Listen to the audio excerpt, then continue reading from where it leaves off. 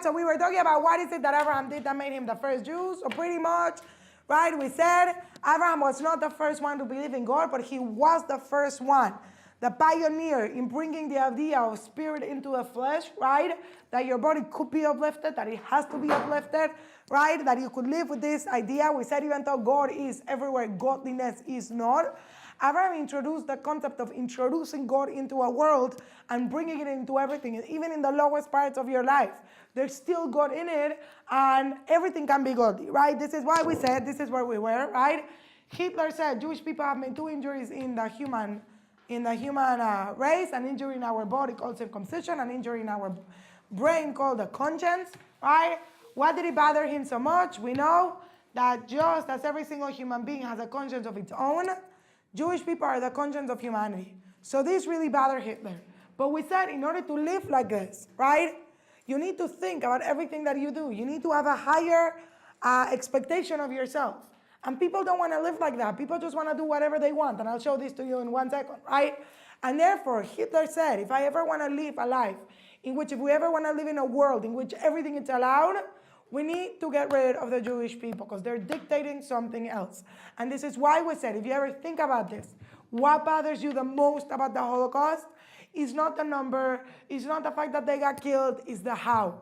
Why did you have to do it in such a cruel and inhumane way? And we said, because at the end of the day, the fight with the Jewish people was not a physical fight. It was a fight of an ideal. It was in order to get rid of what they represent. And therefore, if I could make the most humane people to behave in the most inhumane way, I've won. That's what Hitler wanted to do. This is why I told you, right, and moving on, that from the moment God gave the Torah, the mountain was called Har Sinai. He said, our rabbis say, don't read it as Sinai, rather read it as Sin'ah, hatred. Because from the moment we were giving the Torah, right, people are going to hate us. Because at the end of the day, they're not really hating us. They really hate God. And being that we're an ambassador of God in this world, then people want to do whatever they want. And therefore, you need to get rid of the Jewish people. This is why, by the way, you would understand that in the Torah, if you die just for being Jewish, being that you like being Jewish, being that you are religious, being that you're not, it has nothing to do with it. If you die just for being Jewish, you die al Kiddush Hashem, right? Now, how could it be? Because at the end of the day, every time a Jew dies, what they're trying to erase is God, right? And being that you died al Kiddush Hashem, you're bringing a greater awareness of what is it that God is. Just because the reason why they killed you was because you're Jewish, right? So moving on, right? Where are we? Good. So we are the conscience of humanity. We said our souls have 3 special qualities that no other soul has. The Torah says if any goy has these 3 qualities, then he should convert because this is what he's supposed to be doing. So let's go back to my first question, right? We said, who is the first Baal Tshuva in the Torah? We said Abraham. We said, isn't it amazing that the Torah doesn't tell you how Abraham came to believe in God? How could it be that the Torah doesn't tell you how Abraham came to believe in God? And we answered, right? We didn't answer, but we're going to answer it now. How did Abraham came to believe in God? So the Midrash, the oral Torah, tells you a famous story, right? Abraham's father used to sell idols, and one time Abraham grabbed a stick and he put it into a big idol. He put a plate of food in the middle, and then he destroyed all of these idols. When Abraham's father came, he was like, hey, what happened? So Abraham is like, people were hungry, the idols were hungry, they started fighting for food, and the big one killed the little ones. He was like, what are you talking about? This doesn't happen. Idols don't eat. Idols don't fight. So Abraham said, wait, what am I talking about? What are you talking about? And he said an amazing quote. He said like this, quote, Ishmeu osnecha ma shepicha me'aber. Let your ears listen to what your mouth is saying. The way that Abraham lived his life is, if you believe in it, if it is true, then you do it.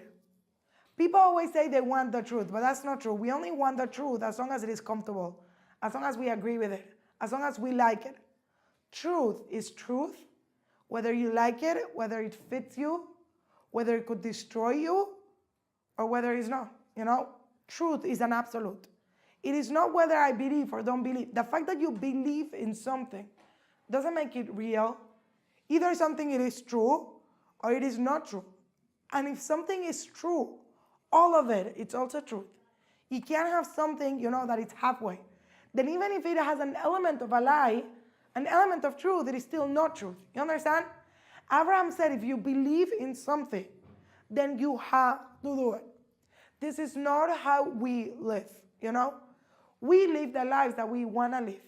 It's amazing that if you ever look into a Torah, what is the second commandment? The second commandment says, right, you shall not have other gods. Yes? What's the issue with stating this commandment? What's the issue with this? When you're saying you shall not have other gods, you're automatically as if saying there are other gods. Because I don't have to tell you to not believe in something if that something doesn't exist, right? So what is the Torah telling you? You shall not have other gods? So the simple meaning is, whatever God anyone believe in, it doesn't matter if it's true or not true, you can't believe. So you should not have other gods. Some people are going to believe in the Buddha. It could be it is true, it could be it is not true, but you don't believe in it. But deeper than this, the Torah is telling us something amazing. The Torah says, you shall not have other gods. What does that mean? Listen. You shall not make of yourself your own God. That's what it's really telling you. You shall not make of yourself your own God. This is how most of us live our lives. Most of us want to be our own boss. It is not that people didn't knew that God existed. It is that they chose to live as if he doesn't exist. Because then I could just do whatever I want. You understand? If you ever think about this, we mentioned Greek mythology, right? And we said, why did everyone like Greek mythology? Because if my gods behave like this, have so many lackings, have so many weaknesses, then I can also behave like this, right? By the way, you could see this all of the time. And if you would understand this, you would understand how pretty much every single religion in the world works, which I don't have time to explain every single religion in the world. But if you would understand this, you would see this. Look at this in 1 second, right? There was a famous guy called Paro, the Pharaoh, right? He had a dream. Everyone remembers his dream? I'm going to explain this in 1 second. There was another guy called Yaakov. Yaakov had a dream, okay? Now, obviously, lots of people had dreams in the Torah, but there are these two dreams that are expressing this idea of what God is or means to us in the Torah. Yaakov had a dream. What does the dream say? He was laying down, and there was a staircase, and there were angels going up and down, right? And who was standing or being on top of the ladder? God. This is what the Torah says. Yaakov was at the bottom, and God was on top of the ladder. Okay, you check this in the Torah. Then Pharaoh also had a dream. He had a dream that there were 7 fat cows, 17 cows, 7 things of wheat, 7 things of thin wheat, whatever you want to call it. If you check it out in the Torah, how does Pharaoh start saying his dream? By the way, he could have chosen to say it in any words he wanted. But the way that he chooses to narrate his dream goes like this. Behold, I was asleep, and behold, I saw that I was standing on top of the river. You could check this out in the Torah. Hineni, in my dream, I was standing on top of the river, and then I saw the 7 cows. Now, if you know Greek, Egyptian history, what was the river for the Egyptians? Their main god. They say, why? What was the first plague in Egypt? Blood. You think this is God? I'm going to kill him. Your God is bleeding. By the way, Paro thought he was God, right? Paro wanted to make himself a deity. You say like this in English? A deity, right? You know what Paro used to do every single morning? A deity doesn't have to go to a bathroom. So every single morning before everyone woke up, if you ever look into a Torah, it always says that Moshe met him by the river. Why did Moshe met him by the river? Because Paro used to go and do his necessities in the river while everyone was sleeping, so everyone would think he never had to go to a bathroom because he was God, so he was perfect.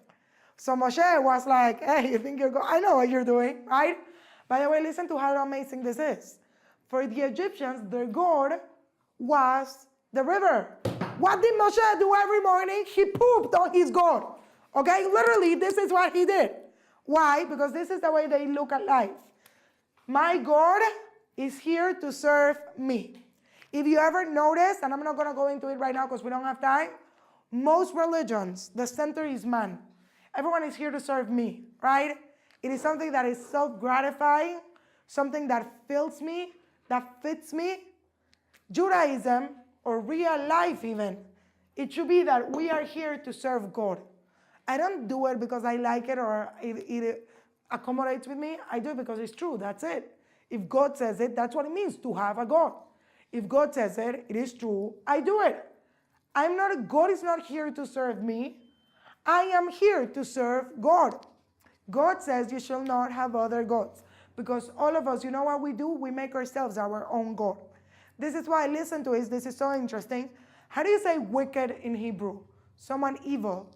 What's the word that we use? Someone evil, how do you say? Rasha. Anyone ever heard this word? Where does the word Rasha comes from? Our rabbis teach us it comes from the word Reshut. Reshut means government or permission. Tell me Reshut. Government or permission. Because you know really what it means to be wicked? I don't want anyone on top of my head. I want to be my own boss. I don't want to ask permission from anyone else, right? So now, coming back, what did Abraham say to his father? Ishmeu osnecha ma shepiha medaber. Let your ears listen to what your mouth is saying. If this is true, then you should do it. You know, I had a rabbi, he used to teach in Neve. He always used to say, how do you spell believe? So everyone used to say, believe, right? So the rabbi used to say, no, this is not how you spell believe. This is how you spell believe. So everyone would be like, Rabbi, you don't know English. This is not how you spell believe. My rabbi used to say, this is how you spell believe. Because you know what believe is? Deep. Believe is believing in what you believe. You see this? Believe is believing in what you believe. If it is true, then you do it. If it is true, then that's what happens. You know, there's an amazing idea in the Torah that Abraham, right, before he was chosen to be the patriarch and the whole thing, right, Abraham went in his life through 10 different tests, okay? All of the rabbis in the Torah agree that Abraham had 10 different tests. Now, in case you haven't noticed, rabbis cannot agree on too many things at the same time, okay? So even though all of the rabbis agreed that Abraham had 10 tests, no one agrees on which were the 10 tests. So everyone has different opinions, right? Now, in order to really understand this, I would have to explain to you, according to each rabbi, what does he consider as the definition of a test, right? But there's one test that Abraham went through even before, right, he was chosen, right? And I told you about this last week, but we're going to go into it. Even before God even spoke to him, that the Rambam does not consider a test. You know the Rambam, Maimonides, he says this is not a test. What am I talking about? When Abraham was just a kid, okay, a kid in that age was like 40-something, right? He was the only one to believe in God. Now, Hashem had never spoken to him. So how do you know this is true? He just decided, like, this is true, that's it. And there was a famous king called Nimrod. Nimrod was like that year's pharaoh. He thought he was God. That's why he was called Nimrod. Nimrod comes from the word mered, which means to rebel, okay? So Nimrod said, I am God. And whoever doesn't believe I am God, you know what I'm going to do? I'm going to throw you into a fiery furnace. And if your God is really the real deal, then let him save you. Okay. So Abraham had some dad's issues. Okay, so if you're having daddy's issues, Abraham had it harder. Okay, so we could move forward. The point is, Abraham's father, Terach, went to Nimrod and said, my son doesn't believe in you. Okay? Like, he doesn't follow any of my idols. So Nimrod said, fine. We're going to throw him into a fire. And they threw Abraham into a fire. Now, there was an amazing miracle, and Abraham survived. But when he was thrown into a fire, he had no idea he was going to survive. Now listen to this. He was willing to be thrown into a fire, to be burned alive for his belief in God, when God had never proven himself to him. And we said, by the way, when was the first time God ever spoke to him? He said, Abraham, go. Right? And you're like, go where? To infinity and beyond. Go where? You know, like, you don't even know if this is true. You're going to die for him. What do you mean? The Rambam says this is not a test. Now, for me, in my opinion, I would consider this the hardest test. I know most people say, you know, the sacrifice of Yitzchak, that's a hard test. But this was test number 10. You know, by now, Abraham and God were buddies. You know, like he had passed 9 tests, they were best friends. This is before anything. This is not a test. By the way, do you ever saw in history how people always say to Jewish people, either you convert or you die? and most Jewish people choose to lie, and most Jewish people choose to stick to their values. Where do we get this from? This is hard. You know, like in the time of the Inquisition, where do we get this from? We get this from Abraham. We have it ingrained in ourselves. We're willing to give up our lives for what we believe. So now how could it be? So now listen to what the Rambam says, because this is huge. You know what the Rambam says? In order for a test to be a test, it has to go against your logic. If it is logical, it is not a test. It's like, duh, right? Crossing the sea, that's a test, because the sea is not supposed to open. It's illogical that the sea would open up. But to die for your beliefs, that's the most logical thing in the world. Because how could you live a life that goes against what you're living for? How could you live a life based on a lie? Says the Rambam, to give up your life for your belief, that's not a test, because it's not illogical. It might be scary, but it would be illogical to live against what you believe. You hear this? That's crazy. You know, there was a famous rabbi called Rav Noah Weinberg. He built up all of Aisha Torah, right? May his memory be a blessing. He used to ask a businessman and say like this, would you die for your job? They would say, no. Then he would say, would you die for your children? They would say, yes. Then he would say, let me get this straight. You wouldn't die for your job, but you live for your job. You would die for your children, but you don't live for your children.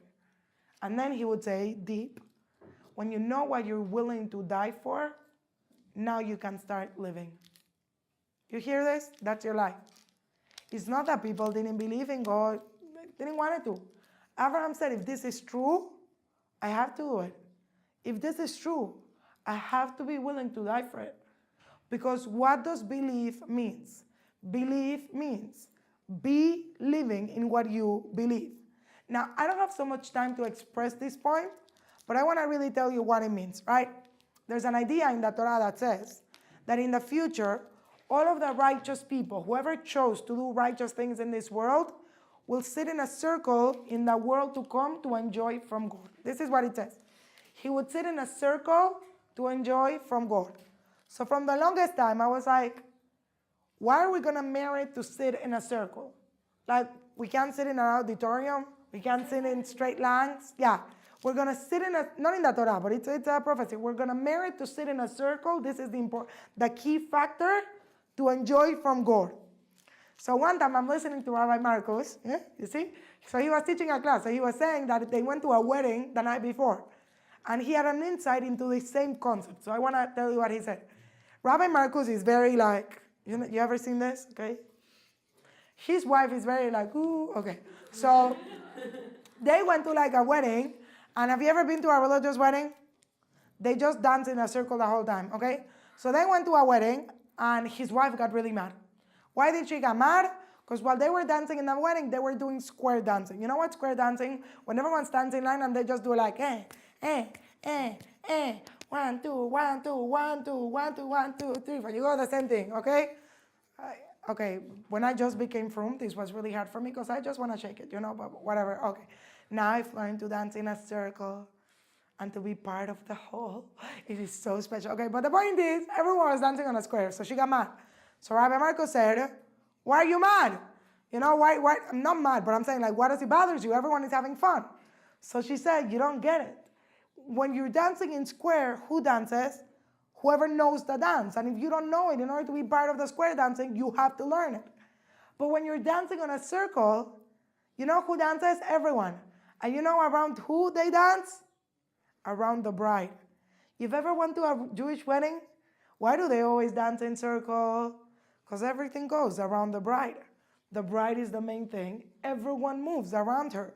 She's the center. And when he said this, I really got what it said. You know why tzaddikim are going to enjoy from God sitting on a circle? Because a circle is a very special geometric figure. You know what a circle has that no other feature in geometry has? And I know math, so you can't argue this, okay? In a circle, every point of the circumference is equidistant from the center. You know this? Now, it makes something amazing. Number one, it only has one center that is equal for everyone else. But number two, you know what it also does, which no one ever thinks about this? A circle has no defining point. None of it. Meaning what? This point is really the same one as this point. Because when the circle is going to be upside down, this point is going to be the same one as this point. Is that true? Now, you know what's amazing? When you look at the circle like this looks like the opposite of this. But when it goes around, you see that it was really the same one, right? By the way, in Judaism, everything is a circle, right? By the way, a square is exactly the opposite, which I'm not going to go into it. But what is a square, right? It's all defining, it's all structure. It all has defining points. You know the corner, right? I always say, I don't know if you've ever seen this, but in some like Jewish circles, they give a wedding ring like this. Usually in Hasidic circles, or very Sephardi Kabbalistic circles, or if you live in Mexico, they just give 3 rings, so one of them is this one. I don't know why. Maybe they want to spend more money. They say it's a segula to have children. Didn't work for me, but it's okay. It could still work. God, give me many children. Amen. Great. Okay. So my husband gave me a ring like this. It is square in the outside. You could see it later, and circular in the inside. So people ask me all of the time, why do you have a ring like this? So I had to make up a reason, okay? Now you could take it or you could leave it, but I'm smart, so this makes sense, okay? So I'm just saying it's a beautiful Torah, take it or leave it. But I realized that marriage, and really all of Judaism, it's like this. It's a square outside, but it's a circle inside. You know what's a square? This is not a real square, okay? A square, it's definite, it's structured, it's limited, right? In English, when someone goes like this, you say he's thinking inside the box. He doesn't know how to go beyond. It's all about structures, limits, definition, right? When you look at Judaism, it really looks like a square. Everything is halakha. There's millions of rules for everything. You can't just do netilat like you have to do netilat like it says. You know, you have to you can't just start Shabbat or finish Shabbat whenever you want. We're like medagdek, like detail-oriented until the last second, you know, like Shabbat starts at 5:43. Like everything is a square, it works like that. And when you look at it from the outside, you're like, oh my God, so many rules, okay? But what happens when you have a square, which is still not a nice square, but okay, I don't draw, I just know math, right? Automatically, you get a circumscribed circle, yes? From all of the middle points of each one of the lines. A square gives birth to the synchro. And the same center of that square, if you will go from each corner, is the same center of that circle. You know, that's Judaism. The rules, the structure, is what allows you to get to a circle. And you know what a circle is? A circle is transcendence. It just keeps on going. It never finishes. There's no beginning, there's no end. A circle represents eternity because it just keeps on going on itself over and over again. A circle represents, right, equality in a good sense, meaning there's space for everything. Each dot has a space of its own, but it could be any other dot, right? That's marriage, by the way. It has so many rules. But it is a square that allows a circle to happen. If you don't have a square, you can't have a circle, meaning you could technically if I draw it. But I'm saying it is the rules that allow for something greater to happen. People ask me all of the time in Judaism, but again, go back to the idea of the circle. How could it be? Have you ever noticed how much, when you move in Neve to higher levels, you'll hear this word pretty much every day. How much machlokes, right, we have in the Jewish world? Have you heard this word yet? Machlokes means discussion. Everything in Judaism, it's a discussion. You eat a granola. What blessing do you say? Some people, by the way, we have 4 blessings, okay? Some people say Adama, some people say Mezonot, some people say Sheakol, okay? So that's 3 out of 4. So what is the solution? Machloket. You eat a watermelon, say Adama. You eat a cookie, say Mezonot. You eat a candy, say Sheakol. This is why we're religious people are chubby. No, I'm joking. Everyone is thin except for me, but I told you, God needed diversity in the world. But I'm saying everything is machlokes. I remember going to halacha class. Everything was machlokes. Not only is everything machlokes, everyone disagrees with each other. When you're going to go up to a higher level and you're studying Chumash, the text, there's an idea in the text. Every single commentary says something else, and usually it's attacking the other commentary. You know, this is one of the proofs that we know that Torah must be true, because everyone just attacks each other in order to find the truth, okay? Information that goes through such detailed, scrupulous, investigation, it needs to be that it's true. But like when you're studying, you're like, how could it be that they disagree with each other and they're all right? You know, Sephardi's, if you don't eat rice on Pesach, you die. Ashkenazi people, if you eat rice on Pesach, you die. You know, like, how could it be, right? For Sephardi people, it's like this. For Ashkenazi, it's like this, right? If you look at it, in the Hasidic world, you have like breast of, Satmar, this one, and they all disagree, okay? How could it be? Because look at the circle. It doesn't matter from which point you're coming. As long as you're trying to reach the center, every single point is equidistant to the center. It doesn't matter if you're coming from here, the opposite. If I'm trying to reach God, it is all okay, right? And not only that, when I'm here, I think I'm the opposite of here. But it's really the same thing. If you ever notice, Jewish people never argue on the what. They argue on the how. Because the how, there's many points from the circumference to get to a center. The what, there's only one center. There's only one God. The problem is when I make myself the God. You understand? Right? You know, I saw a picture on Facebook in order to understand this. This is a lesson of Shalom Bait. Okay? Facebook is stupid, but sometimes it has really wise pieces. I use it in order to make myself less guilty that I have Facebook. Okay. Really, I only have Facebook because I have students. If I wouldn't have students, I wouldn't have Facebook. The point is, okay, there was this couple that was getting married, okay? So the wife really wanted a beautiful white wedding cake. Did anyone saw this picture? And the husband wanted a wedding cake that was about superheroes, okay? So now you can't have a cake that's both white and superheroes because like it's either one or the other one. But the artist made an amazing cake. She made a white cake, or I don't know what it was, that opened up in the middle, right, with like, the white would become like shades, and then there would be like Batman and Superman like running in the middle. So now, if you will look at it from one side, it was white. If you will look at it from the other side, it was superheroes. Now, are they opposite of each other? Sort of. Do they seem to be taking each other out of the same cake? Yes, but they both coexist. It depends where you're looking at it from, right? When it's the same center, there's no problem, right? But what does it mean? Is my God here to serve me, or am I here to serve my God, right? Am I choosing truth? Am I choosing truth? You know, the other day I had an argument with someone because they were like, oh, you know what? If these people believe in it, who am I to tell them it is wrong what they believe in? So I was like, look, you could be tolerant of whatever you want. I have no problem with you being, you should be tolerant. But the fact that they believe in something doesn't make it true, and you should know it is not true. Either Yeshua is Mashiach or he's not. You can't have it both ways. For one to be right, it means sometimes some people are going to be wrong. Because if what is right for someone takes out, right? Again, there's relative, that's like the cake. It depends how you look at it. And then there's absolute. You understand? P is 3.14. That's absolute. 2 plus 2 is 4.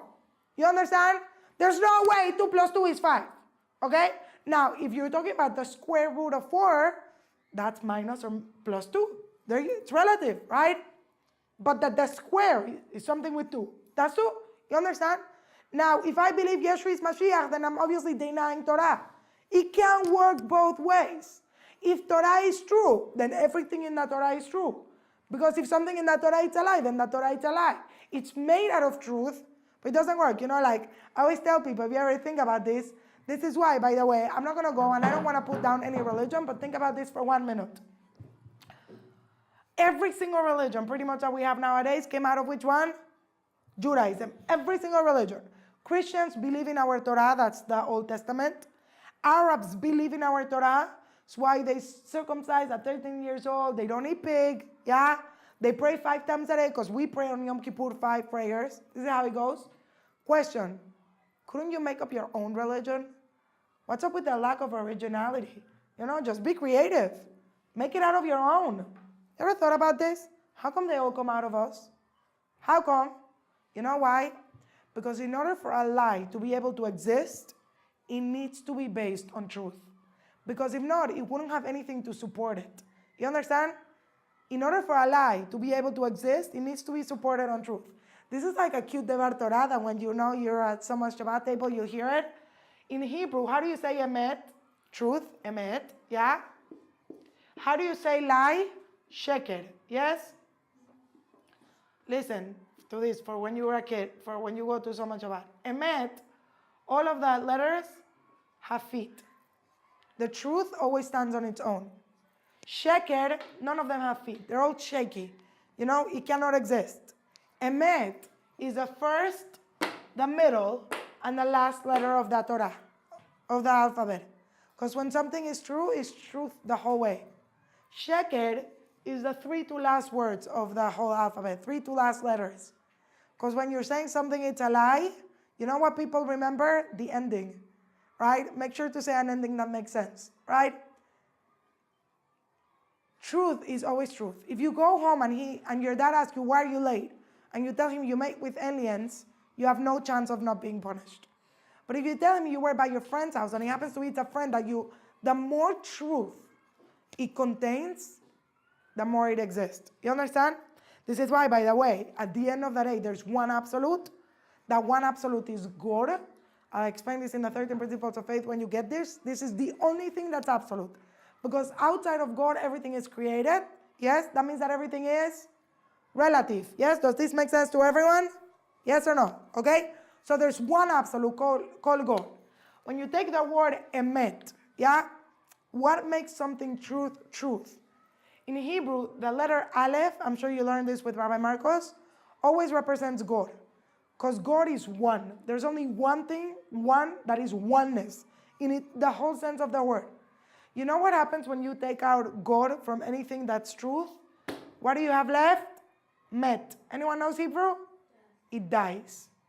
You hear this? It's only truth because there's God in it. That's why, by the way, I could explain this to you for a long time, but I don't have time. If you ever notice this, every single thing, every single movie, every single fashion statement, every single name, it's based on the Torah. It's an amazing thing. You know, I was one time looking at Charm. Did anyone look at that Charm? You people are more my age, so you know what Charm is. The 3 witches, yeah. Phoebe, Piper, and Prue, okay? So the point is I was watching this long time ago. And there was like the demon, Cole, the one that was dating Phoebe, you remember this? Was called Belshazzar. I was like, wow, that's a cool name. Who ever thought about this name for a demon? When I became from, I was studying the Torah. You know the story of Esther? There was a king called Ahasuerus, Before him, there was a king that wanted to get rid of the Jewish people. He was really evil. He was called Belshazzar. I was like, oh, I guess no one really made it up. Everything is really in the Torah. Everything, you know? Because really, there's one absolute. You want to make it work, it needs to have Torah in it. All of the zodiac, anything you see in this world, it's made out of Torah. So now going back, right? You know why the Torah doesn't tell you how Abraham came to believe in God? You know why it's only hinted at? And listen to the answer, because it's so simple but so deep. You know why the Torah doesn't tell you how Abraham came to believe in God? Because it wouldn't be a bestseller, because it's not such a big discovery. It's the most simple thing in the world. No one thinks this bottle was made by itself, but the world was made by itself. No one thinks electricity just happens, but there's a source of power. But the world is just lit up by itself. You know why the Torah doesn't tell you how Abraham came to believe in God? Because if you look for truth, you'll come to believe in him also. It's just that simple. But at that time, people didn't want to believe in God. They just wanted to do whatever they wanted. If you ever look into it, what is really idol worship? Idol worship is, I make up a God that allows me to do what I want with his permission. You know, that's really idol worship. I'm worshiping myself. It's a self-worship. I want to do whatever I want, but I can't just say I'm doing whatever I want, right? So what am I going to do? I make up a God that allows me to do what I want with his permission. That's pretty much politics these days. You ever notice this, right? Everything could be done, right? This is why in the Torah there was a famous idol called the Baal Peor. This was right before the Jewish people, when the Jewish people came out of Egypt. This is the main God. We chose the Torah, we chose God. Everyone used to serve this God. What was the way of serving this God? And it expresses everything I've been saying till now. You had to go and do your necessities by this God, okay? Literally.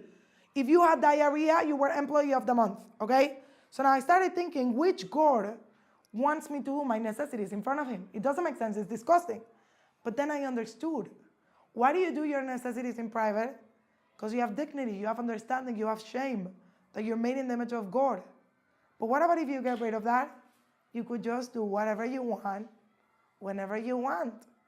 That was exactly the way of serving God. Who cares what God says? Just do whatever you want, whenever you want. Idol worship is making up a God that allows me to do what I want with His permission. This is not how we live. You understand? And therefore, again, why doesn't the Torah tell you Abraham came to believe in God? It's not a big discovery. If you look for truth, you'll find it. I want to tell you one more idea and we finish for today. The parasha, the segment of the Torah in which the 10 commandments are given, which pretty much expresses all of the Torah, is called parasha Yethro, okay? You know, the parasha is divided into segments. The segment of the Torah that speaks about the 10 commandments, the main Jewish thing, is called Yethro. Anyone knows who Yethro was? Jethro was the father-in-law of Moshe. He's the most famous convert that existed. He pretty much went into 70 religions before he decided Judaism was truth. He tried out 70 religions. So we don't need to prove what is right or not right nowadays. He already did this. 70 religions.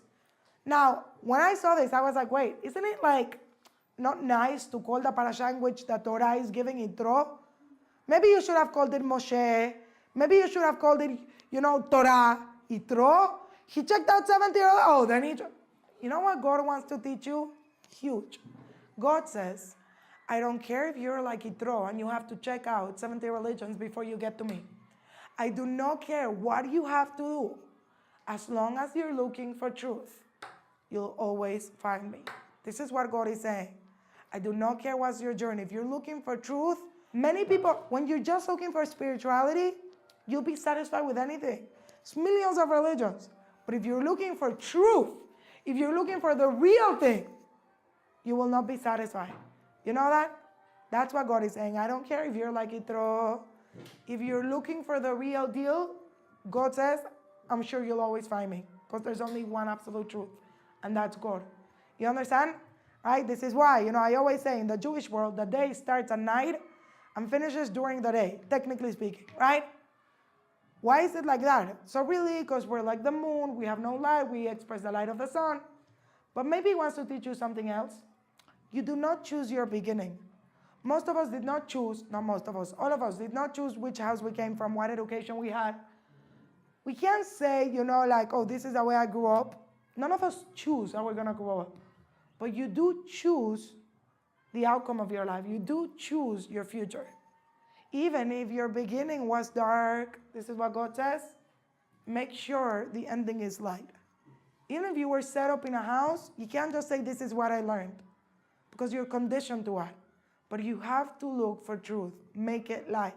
In the words of the Backstreet Boys, you know what God says? I don't care who you are, where you're from, don't care what you did, as long as you find me, baby. That's what God says, right? Beautiful. As long as you find me, baby. Kol hakavod to you. Really, the Abraham class is much more long, but it's not so much part of my topic, so I have to make it short. But it's much more long. Great. Any questions?